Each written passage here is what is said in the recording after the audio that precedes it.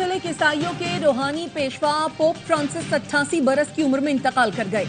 Pope Francis फेफड़ों समेत मुख्तलिफ बीमारियों से सेहतयाब होकर अस्पताल से मुंतकिल हुए थे। Pope Francis Roman Catholic church के पहले लातीनी अमेरिका के रहनुमा थे। उनका असल नाम होर्खे मारियो बर्गोग्लियो था। वो अर्जेंटीना के शहर ब्यूनस आयर्स में पैदा हुए और 2013 में पोप बने। पोप फ्रांसिस की आखिरी रसूमात बेसिलिका सांता मारिया मैगोर में अदा की जाएंगी। पोप फ्रांसिस पहले पोप होंगे जिन्हें वेटिकन के बाहर दफन किया जाएगा।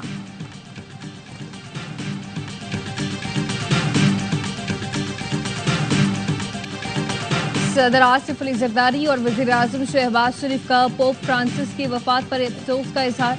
सदर आसिफ अली जरदारी ने कहा, पोप फ्रांसिस अमन और इंसाफ की तवाना आवाज थी। दुनिया भर में उनकी फलाह बहबूद के लिए काविशों को याद रखा जाएगा। वजीर आजम ने कहा, पोप फ्रांसिस की क़यादत में कैथोलिक चर्च ने दुनिया भर में मोहब्बत का पैगाम आम किया। पोप फ्रांसिस का तर्ज अमल तमाम मज़ाहिब के पैरोकारों के लिए मशलेरा रहा। पोप फ्रांसिस ने गुज़िश्ता रोज़ ईस्टर पर गजा में फौरी जंगबंदी का बयान दिया। उनका इंसानी हकूक़ की पामाली रोकने का बयान इंसानियत की मोहब्बत से भरपूर शख्सियत की अक्कासी है। वज़ीर दाखिला मोहसिन नकवी और गवर्नर सिंध कामरान टिशोरी का भी पोप फ्रांसिस के इंतकाल पर दुख और अफसोस का इजहार।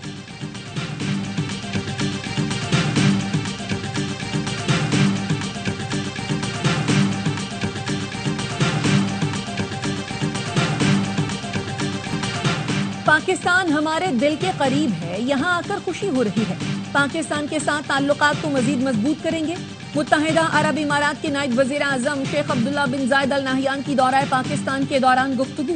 नायब वजीर आजम और वजीर खारजा इसहाक डार ने कहा, पाकिस्तान और मुत्तहिदा अरब इमारात के दरमियान बरादराना ताल्लुकात हैं। पाकिस्तान और इमारात बहुत से मनसूबों पर मुश्तरका काम कर रहे हैं। पाकिस्तान और मुत्तहिदा अरब इमारात के दरमियान ताउन की मुख्तलिफ याददाश्तों पर दस्तखत। शेख अब्दुल्ला बिन जायद अल नहयान ने कहा, ताल्लुकात अच्छी रफ्तार से बढ़ रहे हैं। तिजारत, सरमायाकारी, लॉजिस्टिक्स समेत तमाम शोबों में ताल्लुकात का फरोग चाहते हैं।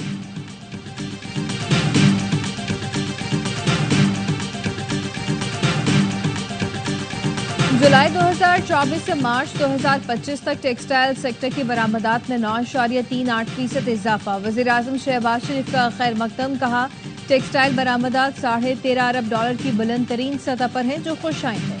टेक्सटाइल बरामदात में इजाफा मईशत की तरक्की, हुकूमती पॉलिसियों की दुरुस्त समत का मज़हर है। निजी शोबे को कारोबार दोस्त माहौल फराहम करने के लिए कोशां है।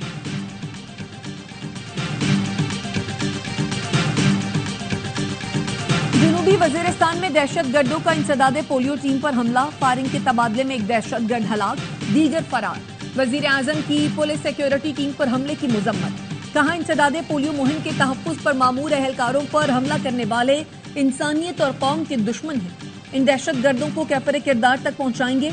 अवाम से अपील है, ऐसे अनासर के दबाव में न आए। पोलियो के खिलाफ मुहिम जारी रखी जाएगी। वज़ीर आज़म शहबाज शरीफ कल 2 रोज़ा दौरे पर तुर्की रवाना होंगे।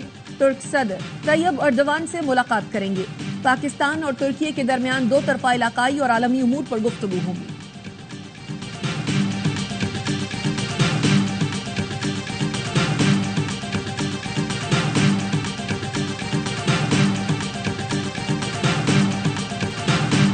अफगानिस्तान से मुज़ाकरात में सोलो फ्लाइट के बजाय सबको साथ लेकर चलना चाहिए था। ये कौमी सोच नहीं, कौमी सोच के लिए सबको ऑन बोर्ड लेकर चलना पड़ता है। वज़ीर आला खैबर पख्तूनख्वा अल यमीन गंडापुर का ARY न्यूज़ को इंटरव्यू। नायब वज़ीर आज़म इसहाक डार के दौरा अफगानिस्तान पर कहा, हर शाम TV पर कसीदे पढ़ने वाले वज़ीर आज़म बताएं क्या नतीजा निकला, बताया जाए कैसे मुआहदे हुए, दहशतगर्दी रोकने के लिए क्या इक़दाम किए गए।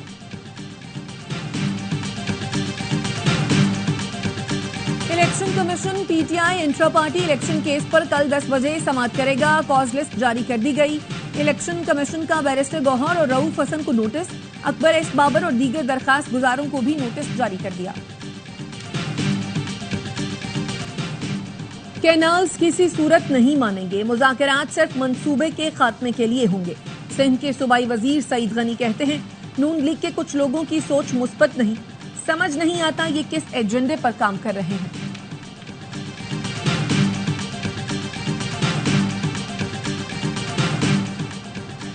वज़ीर आला पंजाब मरियम नवाज ने गंदम के काश्तकारों के लिए 110 अरब रुपए के रिकॉर्ड पैकेज की मंजूरी दे दी। गंदम के काश्तकारों को फी एकड़ 5000 मिलेंगे।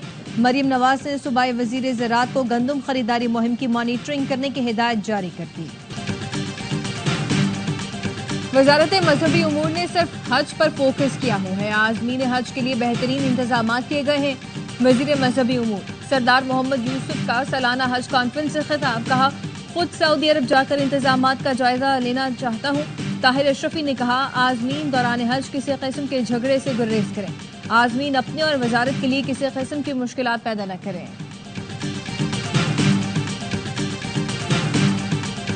बानी पीटीआई डील चाहते हैं न ढील, हमारा जमहूरी हक मिलना चाहिए। ऑपोजिशन लीडर कौमी असेंबली उमर अयूब कहते हैं बानी से 3 महीने से हमारी मुलाकात नहीं हुई। अलीमा खानम और दीगर बहनों का पार्टी मामलात से कोई ताल्लुक नहीं।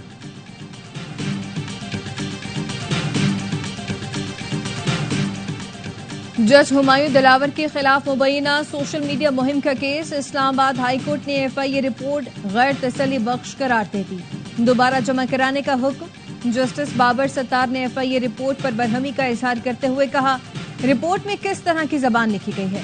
अदालत के पूछने पर FIA के वकील ने बताया शिकायत जज ने नहीं उनके भांजे ने दर्ज करवाई। जस्टिस बाबर सत्तार ने पूछा कोई जज की तरफ से कैसे शिकायत दर्ज करवा सकता है। FIA रिपोर्ट में मुहिम से अदलिया का वकार खत्म करने का लिखा है। आपको पता है इस हाईकोर्ट के कितने जजों के खिलाफ बदनीयती पर मबनी मुहम्मद चली। हाईकोर्ट के जजों के मामले पर FIA ने कहा कि कुछ पता नहीं कौन क्या कर रहा है। इस केस में FIA को सब पता चल गया, हालांकि जज ने खुद शिकायत भी नहीं जमा कराई। समाअत 19 मई तक मुलतवी। जस्टिस मंसूर अली शाह ने कायम मकाम चीफ जस्टिस पाकिस्तान के ओहदे का हलफ उठा लिया। सुप्रीम कोर्ट के सीनियर जज जस्टिस मुनीब अख्तर ने जस्टिस मंसूर अली शाह से हलफ लिया। तकरीब हलफ बर्दारी में सुप्रीम कोर्ट के जजेस, अटॉर्नी जनरल, लॉ अफसरान और वकला की शिरकत। अदालती फैसले को 1 महीना गुजर गया मगर कराची के बल्दियाती इदारों के रिटायर्ड मुलाजमीन के बकायाजात अदा नहीं किए गए।